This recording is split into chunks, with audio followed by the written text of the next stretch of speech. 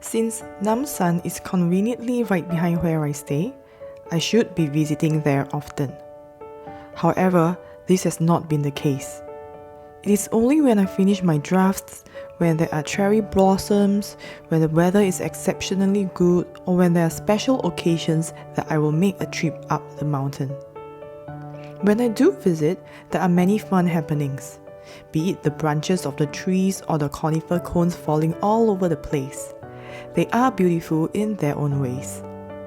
Not just this, from the varieties of leaves, pebbles, to small stones and larger rocks, none of them are identical in color or shape. Not long ago, I saw some frog eggs in a little stream in the mountain and met 3 squirrels too. When I observe every corner of the mountain attentively in such a manner, I cannot bear to even move my steps away. I will bring all the items that are pleasing to me home. These includes the dead branches with exquisite lines that fell to the ground, the lentil pots that shine brightly under the sunlight, and the acorns of various sizes. Even the withered and fallen leaves look appealing. As these items shatter easily, I cannot put them in a bag or pocket. I lie them between my fingers one by one gently. My arms, palms, back, and legs will be in an extremely tight and nervous state. I arch my back and hike down the mountain cautiously. I will be drenched in perspiration by the time I arrive at the foot of the mountain. You have just listened to a translated short essay entitled Just Hiking at Namsan by Korean artist The Lady Duck.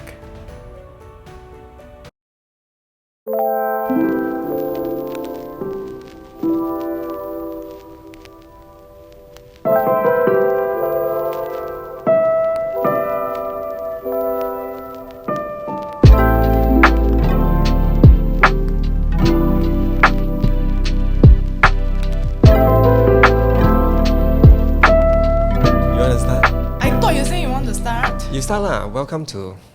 Oh, okay, I need to say it. Welcome to Someplace Warm, a healing podcast where no objects or events are too ordinary for 2 longtime friends to delve into. We invite you to join us in this safe space where we explore and talk about topics concerning millennials in an honest yet gentle manner. I cannot decide whether you are being sarcastic or not. Why? Honest and gentle, we have to yes, be that's both you, of that to ourselves. Huh? That's who you are to me, honest and gentle. Really? Am I gentle? I think yes. Some of my friends may think that I'm harsh, you know. Maybe is it you filter a lot when you talk to me? I don't know. Why would I filter myself and talk to you? Yeah, actually you never. There's filter. no need to filter myself. The only filter is coffee filter lor. Actually, I see the savage side of you a lot in secondary school. Okay, explain. No, you just never filter. I just yeah, you're the first person, because like I have a very bad habit of slapping people. Yes, you did. You're the first person who dare slap me back. Because I thought as a girl, right, I had immunity. From being I can just slap who, like, all genders, all age, like, okay, not my ama lah, but right. Then one day, Eric just slapped me back. And can you tell the audience where I slapped you?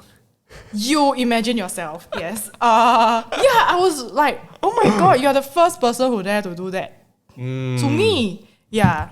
And that was in the past, huh? I hope you don't hold any grudge. But we have all grown up. Like, I think 15 years already. That's why we are good friends. Yes. Okay. So what are we talking about today, Eric? So I think today we have set a theme that is about self-introspection, right? Every week is self-introspection.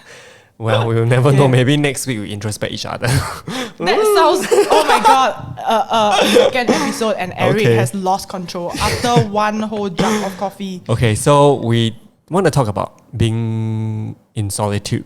Yes, correct. Ask me what's the title. What's the title for today? The title today is Solitude Walks in the Forest. The only forest I think I know in Singapore is Bukit Timah Forest. Excuse me. Oh, MacRitchie. Coney Island is also forest, wow. Okay. You know, Singapore then last time before kampongs were built, it's also whole thing forest, tropical rainforest. The whole spiel about we are born from a village, a fishing village, right? The idea is that now it's urbanized, but still have some fishing forest. village. Yes, okay. I am trying to. So I guess we don't. The nearest one is a park lah for us. Yes. Which Actually, can we lead- are very fortunate living in Singapore. For me lah, that there's a lot of greenery that we can actually enjoy. And as part of, I think, the Singapore Green Plan, right, 2030, I think the urban plan is for us to live within nature. To have nature within 10 minutes of walking distance from every residential estate. So I think that was a goal as part of that green plan. Wow. And I think that's fantastic because we all need a bit of nature in our life to feel more balanced. Yeah. Because Singaporeans are really living very hectic and crazy Yes. lifestyles. Yes. And for me, immersing myself in nature is very therapeutic. I think for a lot of people as well. But how often do we have time to really take That's a walk right. in a park That's very right, that's right. intentionally? That's right. So I have a friend actually, she does forest bathing.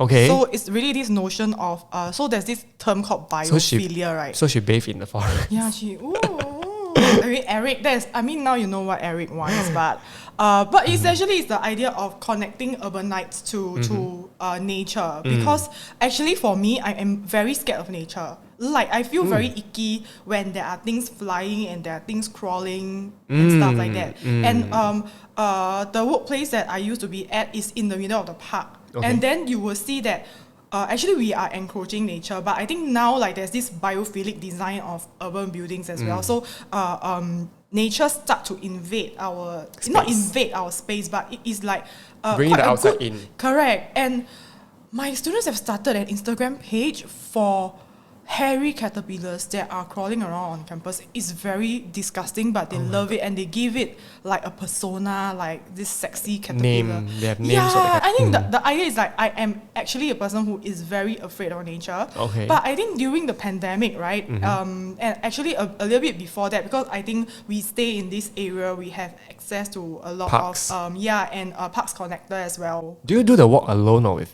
your husband? That's why actually I do it with my husband, but lately I do it a lot with my friends. Okay. So because of the pandemic, we can't go to restaurants. We can't Hang out hang as out usual. to a lot of places. We used to like with my ex-colleagues, we used to go to a KTV, right? It's very interesting. Then now Yes. we go to like walks. It's very interesting, yes. Yeah. Especially for singles as well. I think during the pandemic, it's a very hard time to date because there's no place you can go dating. So you at, go right? date in So the we go to middle of the park. Wow. Not do naughty things in the park, okay? Sorry, that is the stereotype, okay? During our parents' era, it already started. I don't know. They do weird things in the park, like Fort Canning. Okay, never mind.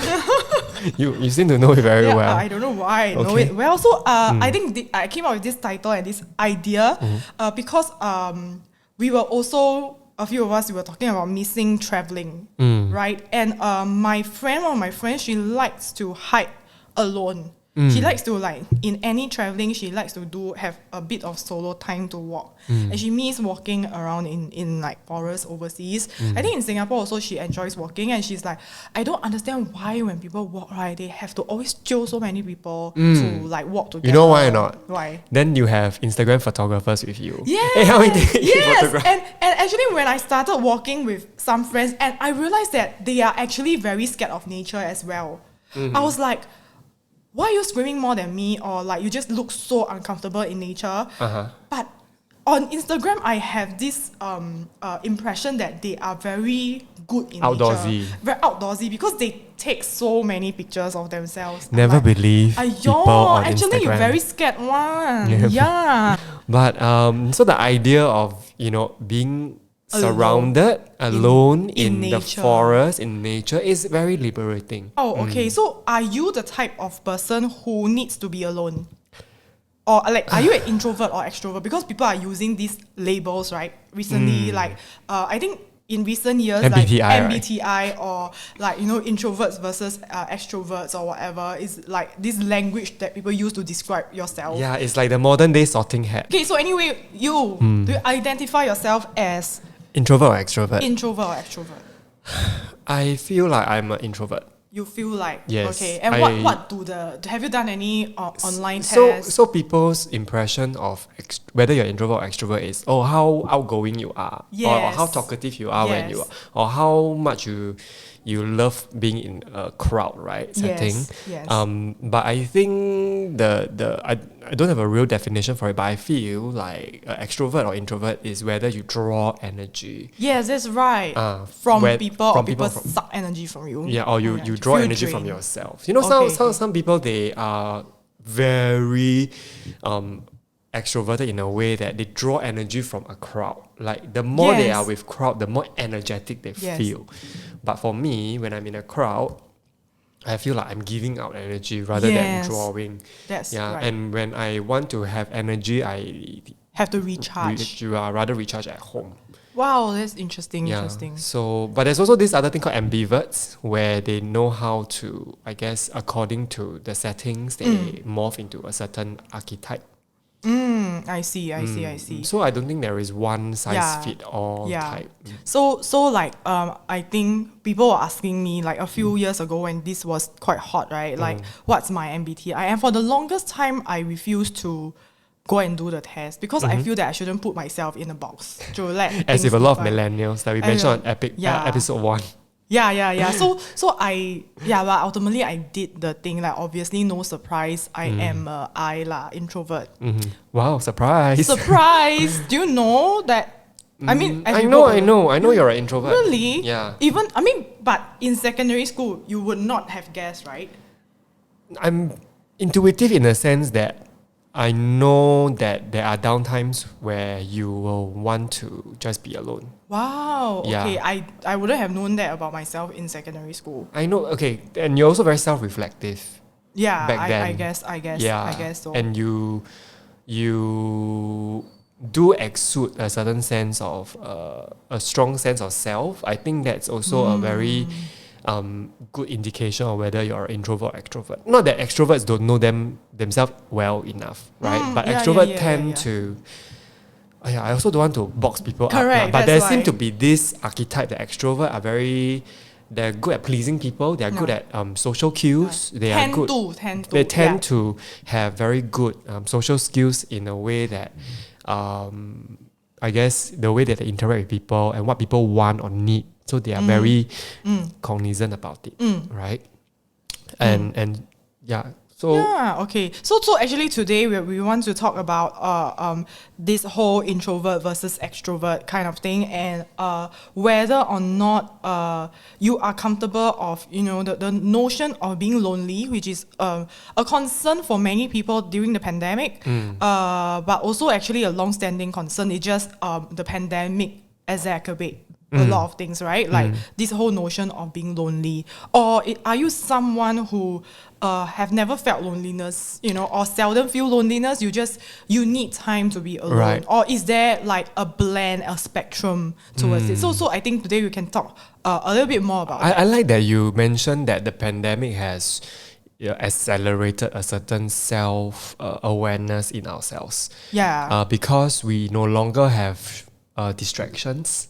Like going out with friends to party, for example, or go and hang out somewhere where during the pandemic we were just faced with ourselves, right, in the four walls, and it really forces us to introspect what are the things that matter. That's one, and what kind of person we are. Sometimes it can be quite scary for a lot of people who may not have been very self-reflective, or have had this muscle to be self-reflective, or So then because we cannot hang out, then we have to face ourselves, and the whole feeling of facing ourselves can be quite daunting, and that comes with the feeling of also loneliness, especially during circuit breaker where we cannot meet our friends, right? Or we can just only like meet them virtually and all that. So there is a problem or an issue that because of the pandemic that has, surfaced, bubble up, but there's also opportunities in that as well that we can talk more about. The benefits of facing yourself and being comfortable with open inverted commas, or quote unquote being lonely.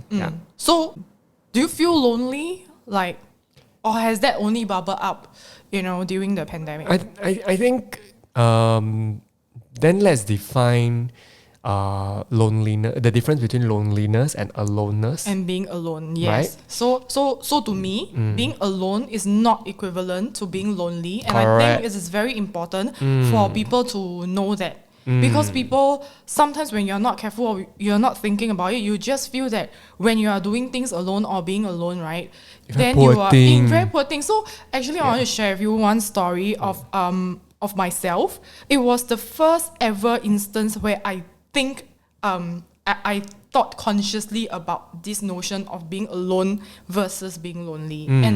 And so because when I was younger, obviously very much younger, as an only child, I always play alone. I'm very comfortable with being with myself, right? Yes. But when I went into like secondary school or JC, this few years, this is the period where I am like very social kind. Like I was still until people are very scared of me.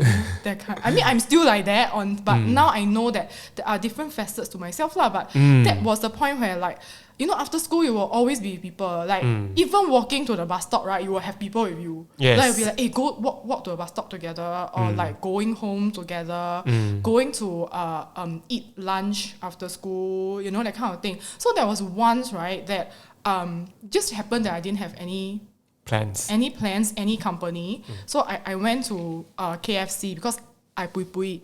And then I went to KFC alone. To eat alone. And then my mother said, because my mom told me like I need to settle my own lunch. And then like I didn't think much about it until like then I buy my own pui meal, right? And then I just sat there. Then I realized that, hey, this is a very weird sensation. But that was the first time where I'm just go and have a lunch alone. And then when I took my first bite of Zinger, which I have not had for very long. Yeah, because I pui, then I cannot eat Zinger now.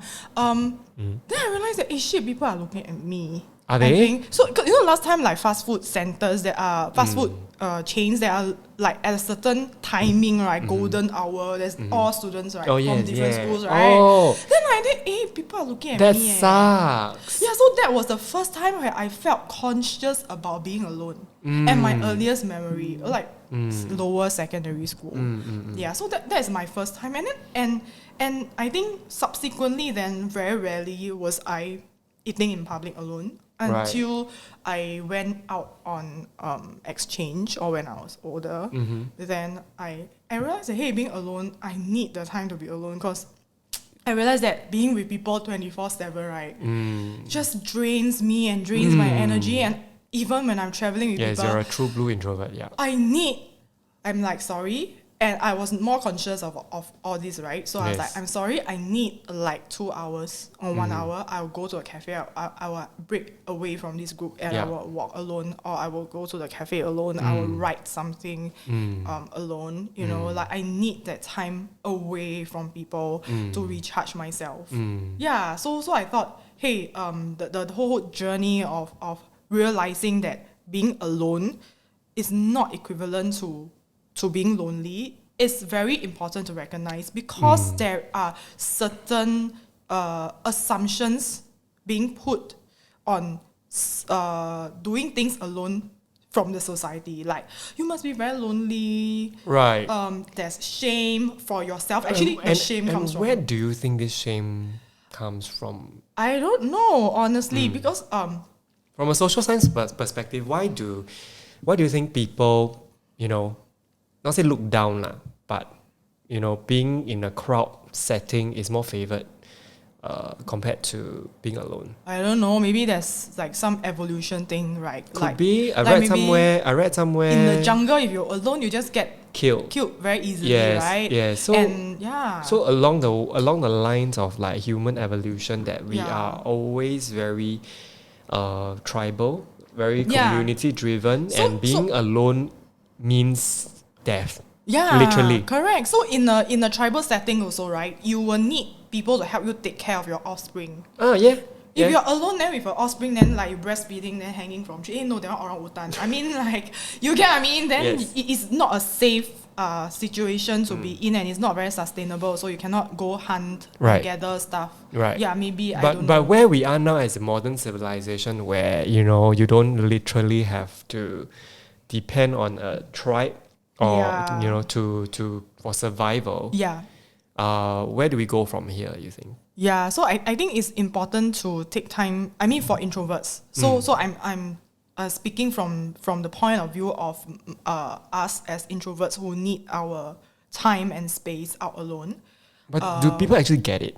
Some people don't get it, because I realize, right, that once I have this reckoning that why I am so tired sometimes is because my energy is being drained by others, and therefore I need to recharge. And I recognize the benefits of being alone. So, like, for instance, one of my pastimes I was like, until now, when I was a student, it was very nice to sit at a cafe to read a book or to people watch. I like people watch a lot. Not spy on people and eavesdrop their conversation lah. But I mean, you can see your like judgmental face.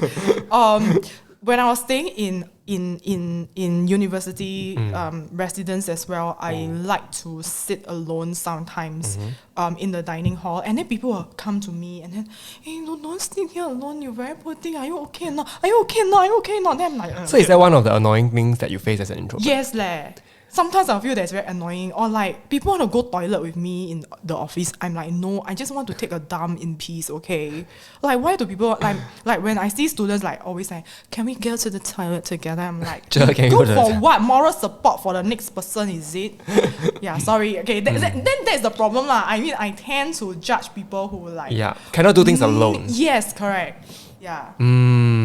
Okay. So while people judge you for being alone, you judge them there's a reverse judging. Yeah, correct. Because on the other extreme end of the spectrum, right, there are people who cannot be alone. Like, they will die. Like, literally, they have to really be in the like presence of people. And I think I asked someone before. I'm like, hey, then what happens if your partner is not free? Then the person will be like, I think the maximum, right, that I need is the person to be at least present, like the body must be present in the same room, same space as me. That's so bizarre, because because I treasure and cherish my own space so much that my mom sometimes says that I'm a 孤僻 person. Like, why are you so 孤僻 one? Because you're a 宅男. I'm not a 宅男, not a 宅男.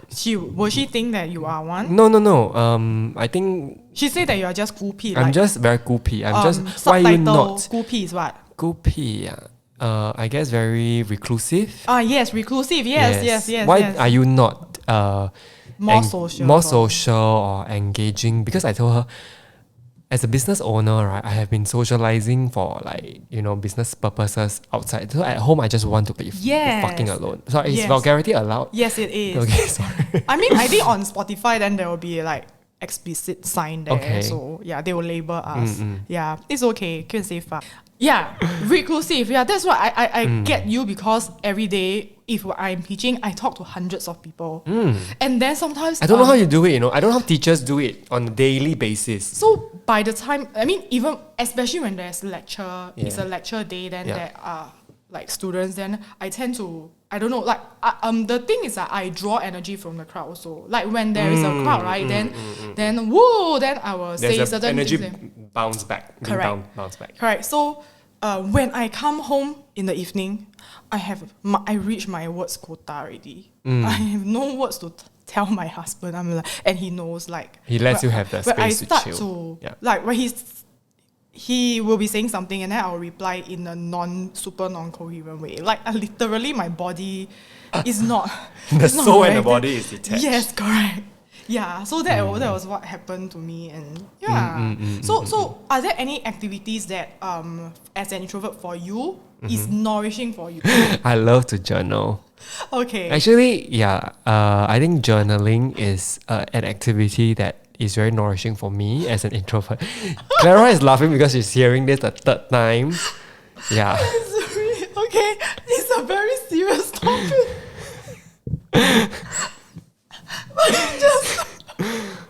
Let me continue. Yes. Okay. Why? Yeah. So it gives. Let me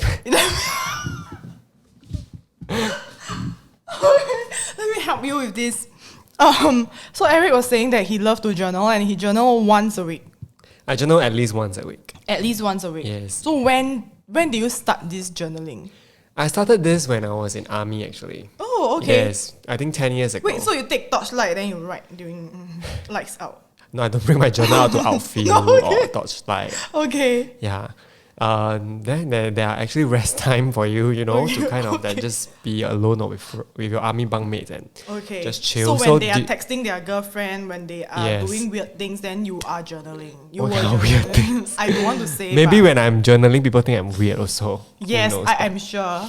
Yeah, so I started then, and the I guess the benefits of journaling, it really helps you track your thoughts and emotions. It also gives you this window of time to self-reflect. And when you are actually reading past entries, you'll find that and you'll cringe at your past entries. Yes. But that's also a sign that you are growing as a person. Yes. Right? So journaling nourishes me in that aspect that, oh wow, so much things have changed in the last 1 year. Just right? within 1 year. Within right? 1 year, Yeah. and this is how much of a progress I've made as a human. So it is very rewarding, right, to see that kind of growth that you have charted for yourself via the medium of writing. Yeah. So, what kind of journaling do you do? Do you have a certain? Because I know that some people journal using specific structures, or is And it bullet like journaling. or is it like a more of like free writing? Okay, kind there of- are three different. I'm such a I would say structured a person. control freak Okay. in a way. INFJ ma. So, INFJ. yeah. So I'm just a control freak in trying to plan out my life, right? I have different ways of Journaling different aspects. for different aspects. Okay. So for different needs. for different needs. So I'm currently using this application called Nourishing, where I track my own habits. So that is also part of journaling, right? So it's a daily activity. It's very simple one. It's basically feels that I have that I tick every single day if I have accomplished them. So you So- you will write those categories yourself I'll and write those. define it for yourself. Yeah, so Okay. things like meditated. So have I meditated? So Oh, if today okay. I did a tick, and time spent in gym. Did I go to the gym today? I tick. So at the end of the month, right, I will know what are the activities that actually I'm heavily engaged in, and I have one column that tells me how do I feel about it. Oh, okay. So then okay, every okay. month I will do a monthly review of my month, right, and say, oh, if I have a high volume of meditation, for example, and it Okay. has given me a certain reward Okay. or feeling that is very rewarding. So maybe the next month I'll do more of that. So it's kind of like tracking my okay, day to okay, day okay. to such a minute extent. Wow. This is one structure that I take. Wow, I think I cannot. Yeah. It takes a highly But I think like it's good for freelancers. yes. It gives like certain structure and rhythm to your everyday life. Yeah. Yeah. And it gives you insights also. It's Yeah. like data, Oh, okay, yes. It's like data Yes. that you can actually look back and see what are the things that keeps you productive, what are the things that don't make you feel good, and then you fine tune your habits accordingly. Wow, okay. So that's the micro management part of Of my your life. lah. life, okay. Then there's also the other part that after daily, there is like monthly review.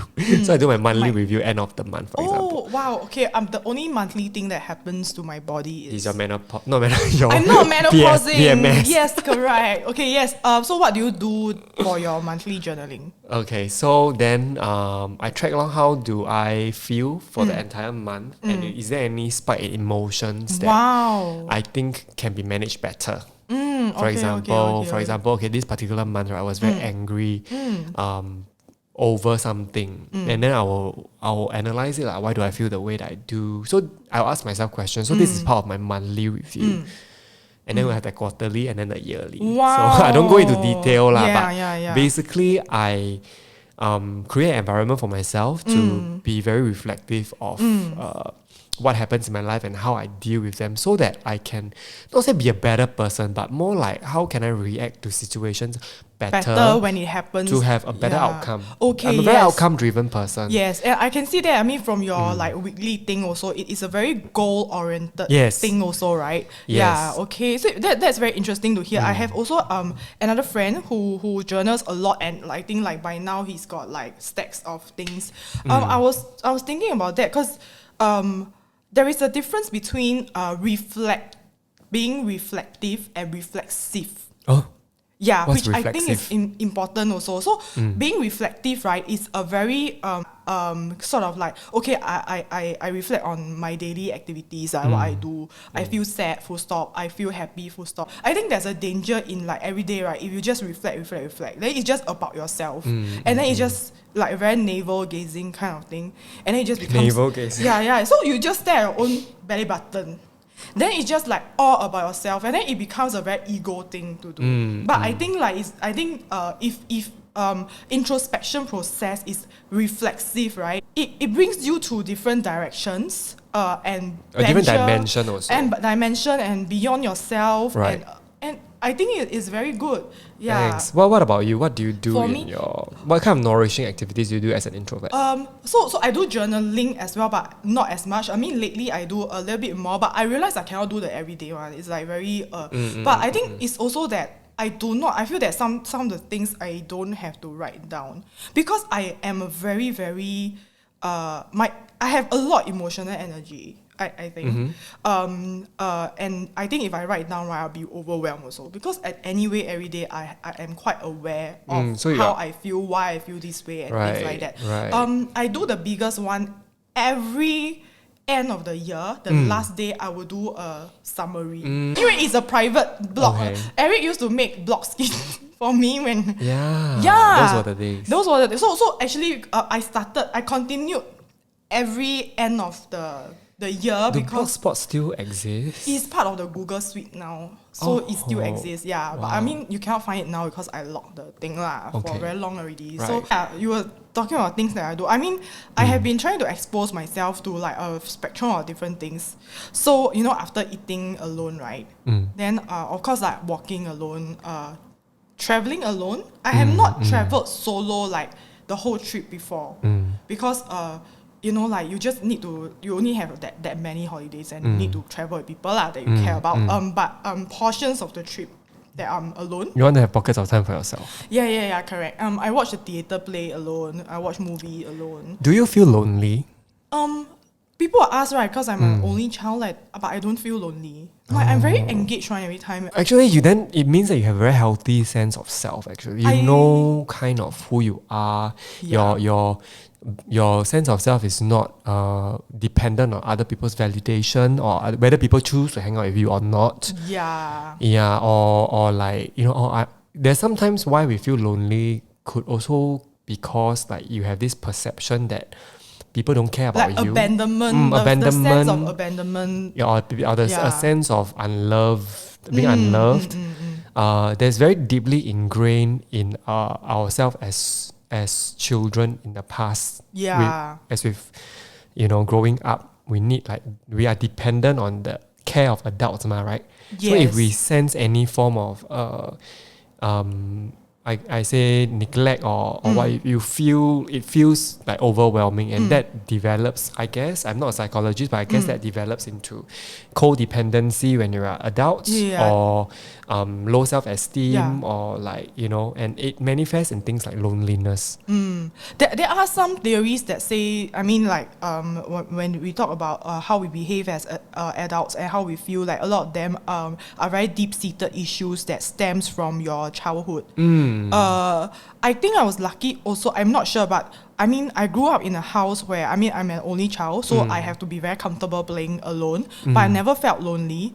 But time and again also, like, I do socialize with my cousins, and I was in the company of adults, so I would sit in and participate or listen to their conversations. So I think now, right, when I come out to work, I super love talking with aunties, colleagues you can connect with them. Yeah, I super love like the conversing with them. Like it feels very comfortable. But I think also when I was growing up, the message that my mom gave me was that it's okay to be an only child. Maybe because like she don't want to give me more siblings, then she brainwashed me. I also don't know. But I'm okay with that. I mean, like even when there are periods where my father didn't come home and stuff like that, I will. When I was young, very, very young, like 3-4 years old, I will yearn for him. I will wake up and then I will cry. Yeah. But I don't feel lonely. Yeah, I don't know why. It's just, I mean, maybe parental messaging is important also. Right. But also, maybe I'm also lucky enough to be always surrounded by friends at least. Yes. Yeah. Okay, so I just share an experience of myself also, whether being alone will make you feel lonely. There are pockets of time where I want to be alone and I don't feel lonely. Yes. But there are also pockets of time where I'm being left alone. And then I tell myself that, okay, let's enjoy my aloneness and do things that I love to do, like painting, baking, writing, whatever, right? But there are also times where you feel so empty. There is a time when I think I'm the most vulnerable, and I believe a lot of people have that sense too. And that sense of vulnerability comes in waves one, actually. Yes. You know, it comes and then it goes. So for me, the way to deal with loneliness when it comes, during times where involuntarily I have simply nothing to do, and probably if my friends are elsewhere, I know that they're having fun outside, then I'll feel FOMO. You FOMO, yeah. This kind of thing, Yeah. right? Then I'll just sit with it. And then knowing that this feeling will pass. This self-soothing, is it a learned thing? It's a learned thing. When and how do you learn? I realized that there is no benefit in dwelling in my sadness or loneliness. And if I really feel lonely, pick up a phone, call somebody, text somebody. And if really my friends are not able to engage with me at that particular point, I'll just sit with it. And just sit with it. Yeah, I think it's a very powerful skill to acquire. But I also know that, I mean, there are some people with some life circumstances that just necessitate them, or in some stages in your life. Like, I think the feeling of loneliness, right, it might be intensified like after specific events. For example, after a loss or breakup or whatever. or death. Yeah. I think when then the question is when you are in this kind of state. Very vulnerable state. Yeah. What should you do and what can you do? Well, I'm not an expert in dealing with that, but I have had losses in my life too, as with all of us, right? But for me, what kind of work is be still and embrace the feeling of loss. Very counterintuitive. There are a lot of people, I don't want to feel lonely. So because every time you have a negative feeling, you tend to, the reaction is to push it away, right? If not, then engage in something that will let you forget about. But that's a distraction. Correct. It will still come back. Okay. But then with me being still with my emotions and welcoming it, how to say, forces me to address it yes. at hand, and then makes me question, why do I feel the way I do? And is it legit? I think do you have to feel this way? I think this kind of reflexivity Self-talk. is good lah. So I think that is one way. I think another way is, of course, like especially when it has to do with grieving or loss or breakup or whatever. I think if you are in so much pain and you are overwhelmed by such a huge amount of loneliness, right? I don't think that you can Talk yourself out of it. Yeah, but also like I think maybe sometimes doing other things will help, and then time will heal. But having also then when you move on, right, the skill to soothe yourself so that when the similar thing happen next time, you are able to tell yourself, I won't die from this. Yeah, the reason why I want to talk about like this kind of specific moments whereby loneliness becomes very intensive is that as much as just now you and I we were talking about that, actually we are comfortable with being alone, right? And also you manage some skills to cope with your loneliness. Is that as much as we discuss about this, we also want to acknowledge that there are some of you out there who might be in a difficult space now, right? Or that your life circumstances are different from ours, which doesn't allow you to have the luxury to feel secure when you're alone. So yeah, that is just my caveat lah to say that. Yes. Yeah, because it's not that everybody... Or at different life stages, you might have different... maybe to a very young person, losing someone is a very fresh experience, and hence it feels deeper. Correct. Right? It cuts deeper, and the feeling of loneliness is experienced like 10 times more in terms of the effect of it. Yes. And then, different people have different experiences. No? Yeah. But for me, it is through all these experiences that makes the discomfort of loneliness bearable over the years. Yes.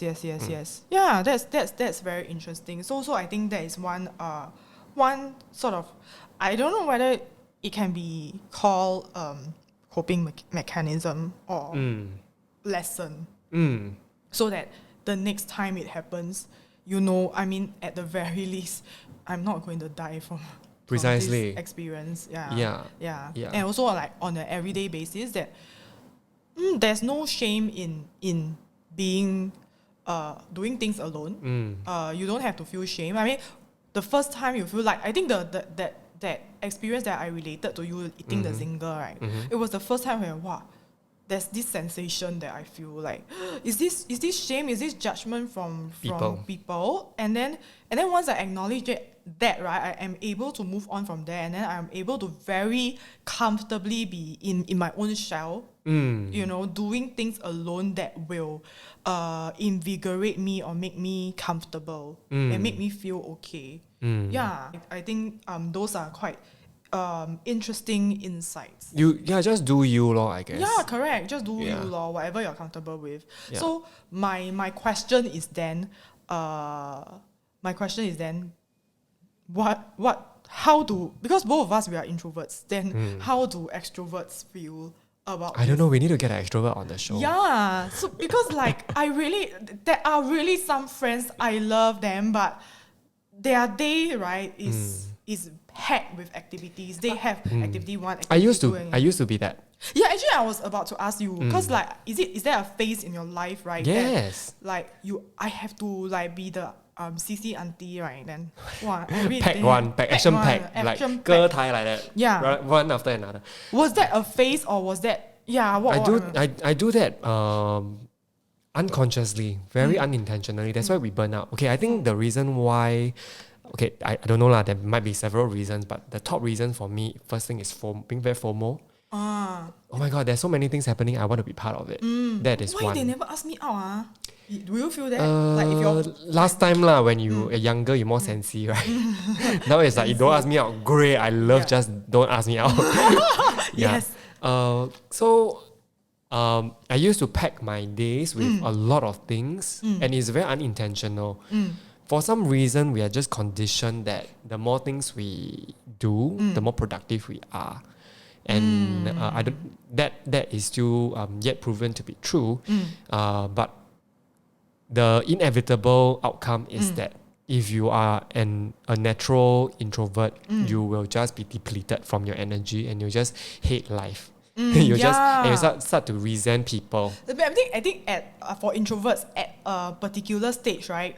Your friend, you love being loved by other people and included, but at the same time you feel that it is an obligation already. Yes. Yeah. So I struggle with that obligation, and the thing changed when I learned how to build boundaries. So I think we need to have another episode about building boundaries and how to do it in a healthy manner. Yeah, that is like you have a boundary or you have boundaries and you are able to communicate that to other people without being offensive. Yeah, I think that's good. I'm still learning that, about not being, because some people, to me, it might be a healthy boundary. Yes. To others, it's like, why are you imposing boundary? Maybe it's like, why do you not want to hang out with us? We want to include you, then you don't want to come. Okay. That kind of things. Okay. Yeah, maybe. Then, and also I have imposed boundaries and self-excluded maybe like 10 years ago when I was young, but I didn't know how to communicate that in a healthy way. Right. We just cut ourselves. Yeah. Like no head, no tail, right? Yeah, you just disappear. And then you will lose that group of Touch. friends. Yeah. Friends also. Also, I appreciate people who time and again try and involve me in a gentle way. Right. To remind me, actually, you shouldn't be so reclusive. Right. Yeah, correct. Like, that's a very nice thing to do. time to come out of the mountain. Shell, yeah. Yeah, like, knock knock. Yes. Yeah. Yes. So I've got a friend. I think that this approach is great. So she says that I'm just letting you know that we are meeting at this time or this place or when. No pressure. No pressure. If you want to come, you come. We would like to have you there, but if you feel very tired, it's okay. And I really appreciate this kind of approaches, because then it solves the FOMO problem, right? Why they never jio me? Is it I do something wrong? Or what? Like, but at the same time, they give you the freedom to choose also. Got it. Yeah, I think that's So the effort very must come nice from way. Also from people who Yes lah. it's like Yeah, we're so selfish, right? We're so sadly. reclusive already. We expect people to invite us in a nice way so that we can reject them. Maybe, but no. But I also like then. Many times we also consider other people, like Yes. the extroverts who needs our company. We also want to Or invest listening ear. Yeah, even though we feel like very tired, really like. Yeah, I think friendship goes both ways. Correct. So that is one. But I would like to hear from extroverts next time, Let's like do how they deal with like. If you have introverts friend and we really need our own time, but you will die if you are alone and being left alone, right? Then how do you cope with it? Let's do that. Yeah. Yeah. Okay, I think we are reaching the end of this episode, and I guess in conclusion, right? I think we have discussed about various things. So number one, there's a difference between being lonely versus being alone. And feeling lonely and being alone. Feeling lonely and being alone. And I think why not, for some of you who have not tried, maybe you can think about why you do not dare to do things alone. And if you are feeling lonely, then what are the various ways in which you might want to self-soothe? What are the various conversations that you want to have with people or with yourself, so that and know that next time when similar things happen, then you are a little bit more well equipped to deal with this kind of things. And then also, like, we discuss a little bit about stereotypes of introverts. Are there stereotypes for extroverts? We don't know. Maybe you can also share with us.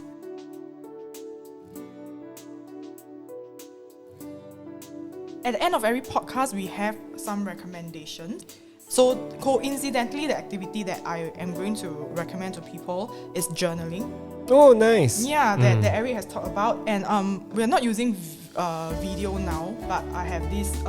It is a brand that my friend recommended me. It's called Mossery. It's a series of stationery and journals. They have different journals. And the journal that I like the most, right, is empty journals. I cannot have no lines on. Yeah, I cannot have lines, and then even for notebooks. And I'm not very good with, like, the point journaling kind of things. Yeah, and then it also has I like that it has a folder here to put stuff. Yeah, so this is my recommendation. You can check out Mossery, Mossery. They are a stationery company. I think they're Malaysian, and they support independent artists as well.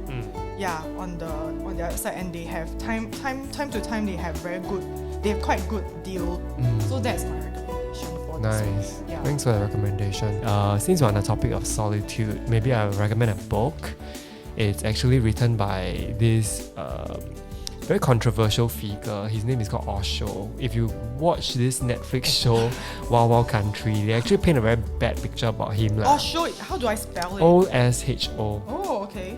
So he is like being painted as a cult leader. In that documentary. But he's a documentary, so he's a real person. He's a real person. Okay. So he's like a Indian ashram guru, right? Like us, today we are wearing white. We look like cult leaders. No, cult follower. I don't know lah, but I enjoy one of his books. Okay. Right? So you disregard the controversy that he's brought in the documentary, but this book that I think is quite very life-changing for me, it's called Love, Freedom, Aloneness. Yeah. Okay. So it's about how we can manage our own loneliness by harnessing the personal power that we have, like what we have talked about. Like, there's a difference between aloneness and loneliness. Okay. And we are born alone, we're gonna die alone. So in the whole process of it, why do we cling on to relationships so much? Or why can't we let go of things that are transient, for example? It's about attachment lah. Mostly, yes, a lot about attachment. It's also a lot about finding that power to love yourself. So a lot of times where we feel clingy maybe, or we can't let go of certain people in life or events that make us feel good, that's also because we do not have enough self-love. That book talks a lot about, harnessing that power of self-love and using it to I guess face certain events in life more effectively. Okay, so I think that's a very good and very befitting book to recommend. You guys and girls can and I don't know. Go check it out. Go and check it out. You can even watch the controversial Netflix. I think if it's me, I will watch the Netflix and then read the book. And then to have a more balanced view, critical perspective. Correct. Yeah, of the thing. So so if you like our content, please follow us on subscribe or follow us on Spotify and maybe YouTube. We are trying to make diversify our reach. Don't have OnlyFans. You want to have OnlyFans also can. Also exclusive can. Content, no? For what? Eric is going to do something right on OnlyFans if you give us money.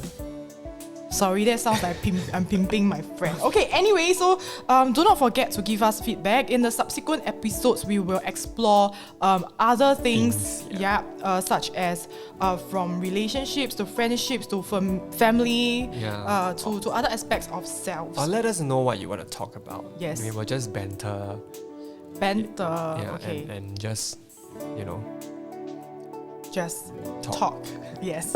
Okay, goodbye everybody. Thank you for Thank joining us you. today.